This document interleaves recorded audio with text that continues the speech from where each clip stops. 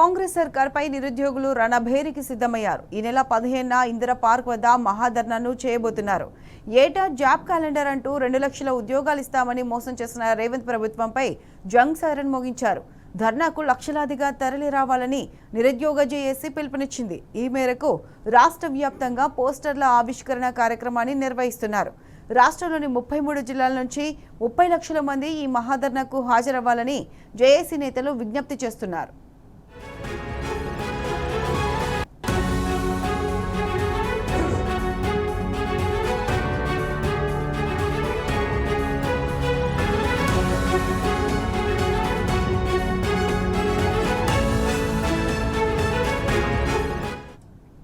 కాంగ్రెస్ అధికారంలోకి వచ్చి 31 నెలలు గడుస్తున్నా ఒక్క భారీ నోటిఫికేషన్ ఇవ్వలేదని నిరుద్యోగులు మండిపడుతున్నారు.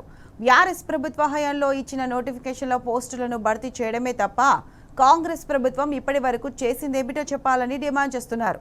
నిరుద్యోగుల విషయంలో రాష్ట్ర సర్కార్ నిర్లక్ష్యంగా వ్యవహరిస్తుందని ఆగ్రహం వ్యక్తం చేశారు. ఈ నెల 17న చేస్తున్న నిరుద్యోగ రణబేరికి యువత, విద్యార్థులు, ప్రజా సంఘాల పెద్ద ఎత్తున పాల్గొని విజయవంతం చేయాలని తెలిపారు.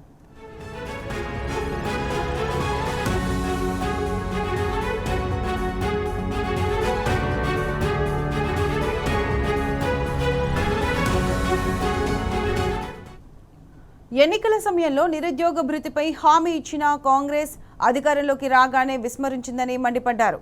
కాంగ్రెస్ ప్రభుత్వ హయాంలో నిరుద్యోగులకు జరుగుతున్న నిర్లక్ష్యం పట్ల మహాధర్నాతో పలు డిమాండ్లను చేస్తున్నారు.